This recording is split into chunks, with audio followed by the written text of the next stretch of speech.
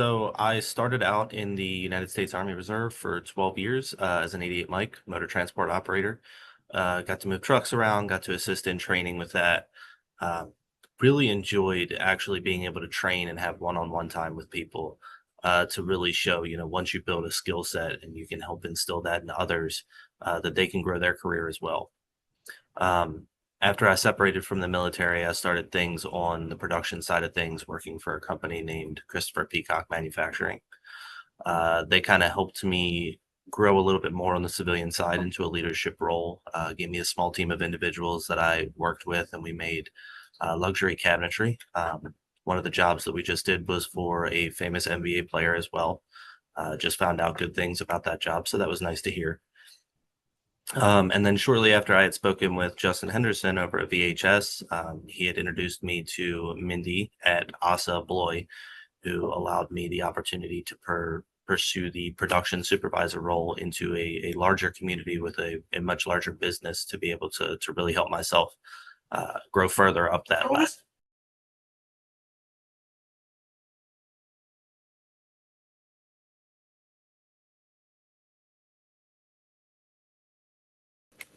So it was definitely a challenge trying to get myself oriented to civilian interviews. There was a lot of time spent in front of the mirror, practicing things the same way as you would when you would go up to a board for a promotion. This is who I am. These are my achievements. And hopefully I'm ready for the next step. Whereas when you're interviewing for a completely different company, somebody who's never seen you before, who has no idea what these accolades may even mean, where do I go? How do I speak about this? And using Bmax, I believe, was the software that I had used through VHS. Was a great way for me to understand, okay, how can I take my military style responses and actually orient them in a way that civilian employers wanted to hear. There's a structure in place to that Bmax helps you to outline and helps you to orient your answers to.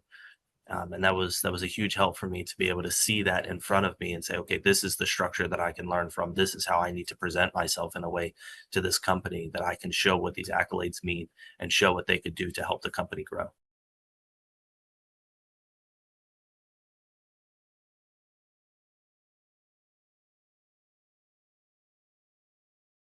I would say that probably the best skills that I've been able to bring over from the military to the civilian side is just being able to interact with a plethora of different style of individuals.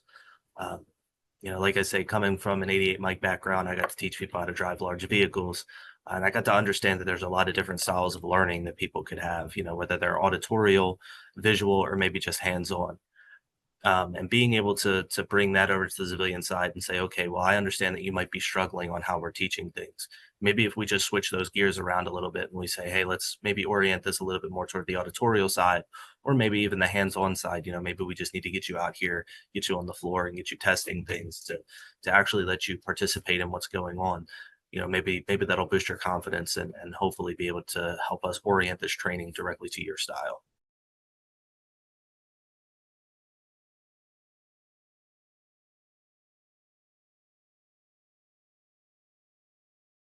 The biggest advice that I could probably give to a veteran looking to move over to the civilian side of things is, don't panic. Train as you fight. So when you have the opportunity to sit down, especially with the AI programs that we have in place today, such as BMax, you can really prepare yourself. You can glass house orient a lot of things to say, okay, this is my main objective, and you can work with yourself and you can take the time needed to really allow yourself the opportunities to present yourself in a way that employers feel is what they need.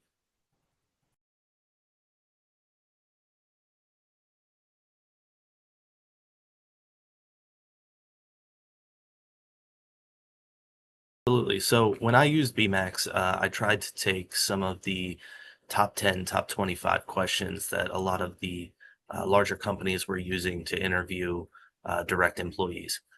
I pulled some of that information off of my resume to say, hey, this is how I like to present myself. This is how I presented myself in the past.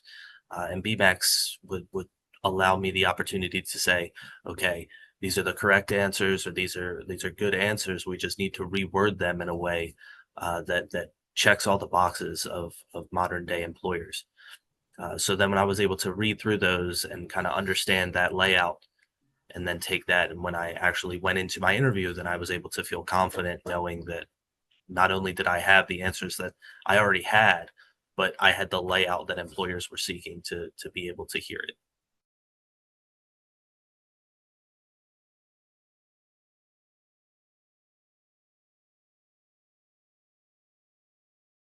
Yeah, so watching the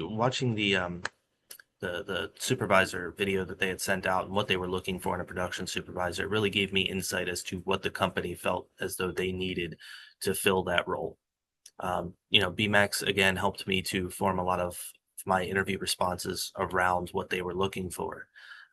I've always been the type of person to do a lot of research into anything that I'm going to start with.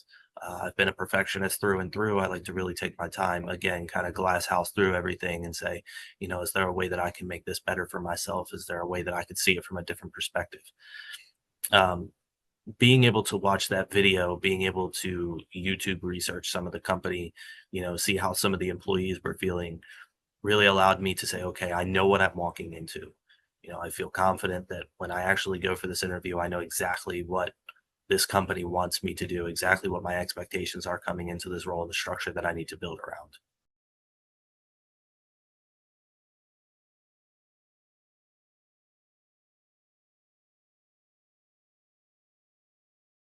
Yes. There was definitely a language barrier there when I realized that some of the YouTube videos were talking about the ASSA ABLOY company from different countries within the world. But to see that, okay, not only is this company so large globally, but they have such good feedback coming from their employees from multiple different countries around the world. This is someone that I want to work for. I definitely recommend to any potential candidates that you research your company. There's a lot of times where, maybe your salary number, maybe your hourly number that you see on that job request is appealing to you. Hey, I see these high dollars, but I don't really know what I'm walking into day one.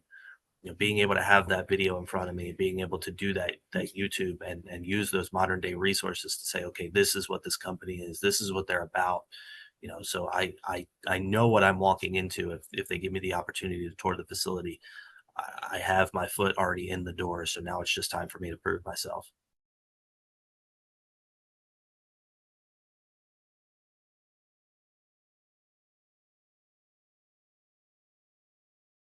I got here is really starting to help instill more structure and more SOP style, kind of bringing that military ideology with me to this company.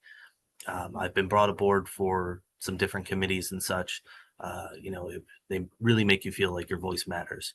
Um, Having that military background, having that ability to talk with other people and say, hey, this is structure that I've seen put in place. This is how I used to train as I would fight. Um, let's get that same style in here. Let's build some SOPs around it. Let's get structure oriented in a way where we can't make it fail. Uh, and we've been in the process of doing that. We're actually in the process of revamping our warehouse operations to suit those needs. So I'm looking forward to seeing how well that progresses moving forward.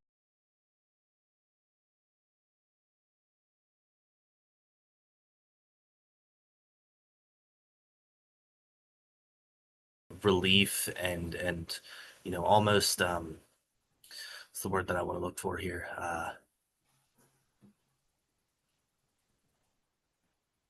Comforting, if you will, that I'm able to share not only stories from my past, but a similar mindset to my superiors here. We get to use terminology such as dress right dress to make sure that we know how we want things to look. Make sure we have that organization and everything looks the same. Um, we are able to take the information that we had from our prior lives and instill it into our current business practices. And being able to do that, being able to have that camaraderie almost right out of the gate, just because of our background and because of the things that we went through, it really makes you feel comfortable in your career and part of a family, if you will.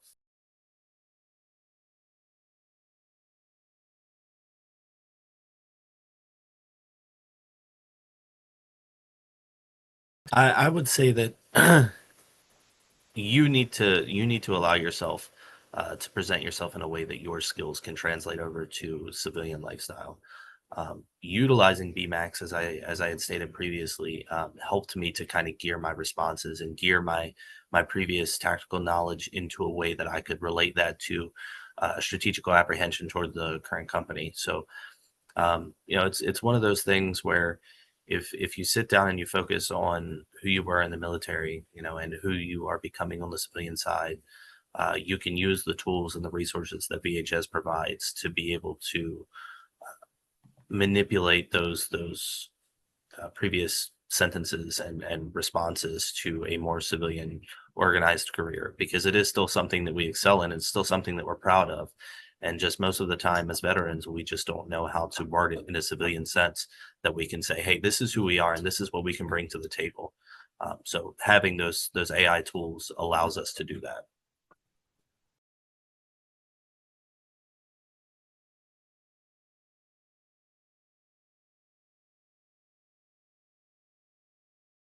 I would say the biggest thing is, take the leap. Be confident in what you're doing. A lot of times with the military, you're infantry first, and you have your occupational specialty behind that. With a civilian career, you can really kind of gear things around what you feel confident in, what you feel your worth is in.